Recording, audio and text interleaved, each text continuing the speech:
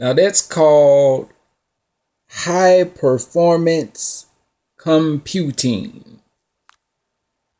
You need this type of thing to, store data, large amounts of data, so like you had some type of social media company or what have you. The Tianhe 2, the fastest high performance computer in the world. And of course, you can tell by the name Tianhe, is the Chinese. That's Chinese supercomputer. See, you need things like this in social media and, performing all types of different tasks where, you need a lot of data, memory, and what have you. Take, for instance, a social media site. People having accounts, photos, messages, posts on their page and, likes and, notes and motherfuckers playing games and shit. It's just a whole, all types of different things. You need computers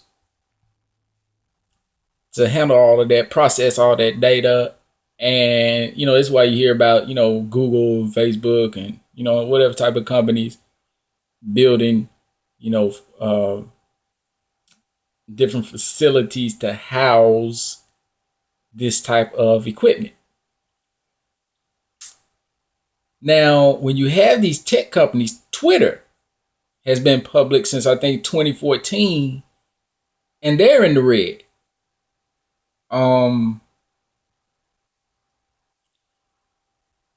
When you deal in, like, you have people in the black populace who like to say things like, ain't nobody holding you back and da da da da, But in reality, you need access to capital in order to be successful because the people you are competing with have access to capital. And there has been more than one occasion recently, where I saw a company. One of them was iRobot, one was Tesla, and the other was Apple, who multiple instances, one from each one of these companies, where an idea that I had was implemented by one of these because they already got the money. Now Tesla, they say on single charge you can drive 100 miles. And the most powerful batteries now on the market. Whereas the auto industry now is trying to get to 100 miles on a single charge, you'd actually be able to charge your car and drive up to 1,000 miles on one charge nonstop.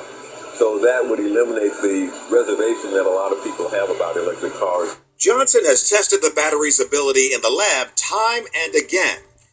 But in order to get the battery to work in an electric car, it needs to be larger. And scaling it up takes big money. We could actually put it in a car and drive a car, I'd say 12 to 18 months if we had adequate funding. But you put it in a car and drive a car, I'd say 12 to 18 takes big money. We could actually put it in a car and drive a car, I'd say 12 to 18 months if we had adequate funding. But Johnson says companies with far more resources are starting to catch up. Now we've got large entities like the National Laboratories and IBM and others who have very deep pockets are starting to focus on this technology. So we've got to run faster. That's the game. In a nutshell, you have to pay attention to these types of things. Where are these financial institutions? Where are these financial entities for your people to be able to compete, in that field? The whole science of the stock market. When you see a company, Tesla ain't turned a profit, 12 years old, but its market cap is $30 billion. A company that is not even profitable, that is not turning profits, is valued at $30 billion. The system that is in place internationally, this economic system is a complete and utter fraud. I mean, it's purely a fraud. You know, there is no real tangible value. The stock market, the derivatives, you know, as far as options, and I mean, there's no what is the value in these things? You know, commodities, trading, the science, the concept that you can trade things of value that you do not physically own.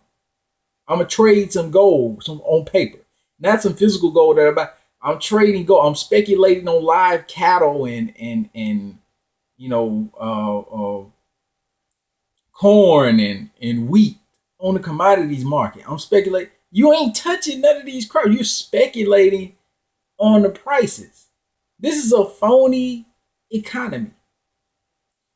Basic economics is you produce something, you sell it for more than it costs to produce it, and therefore you turn what's called a profit at the end of the day. That's what it's called. But in this system that these people have set up, I'm talking about straight from the bottom with the monetary system. When you start looking at fractional reserve banking and that type of thing, now you got money itself that has no value, but it's in circulation, being spent, being exchanged, you know, being used for transactions, you know, whatever. Now you got the stock market. Oh, I own this much of this company, you know, because your mind is saying, people's minds are saying is valued here now. You know, when I talk about the Black Lives Matter, when I first remember it from like the summer of 2013, I don't know when it started, but that's when I remembered it.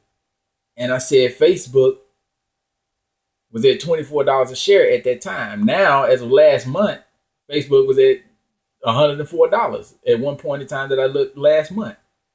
So it's increased times 4. People hashtagging or whatever. But is Facebook 4 times as valuable to you? That's the stock price goes up and it goes down. I mean, people get scared and sell off and the price drop. There's no, you know, revenue, profit, what have you, does not automatically, or in some cases doesn't even at all translate necessarily into a difference in the stock price.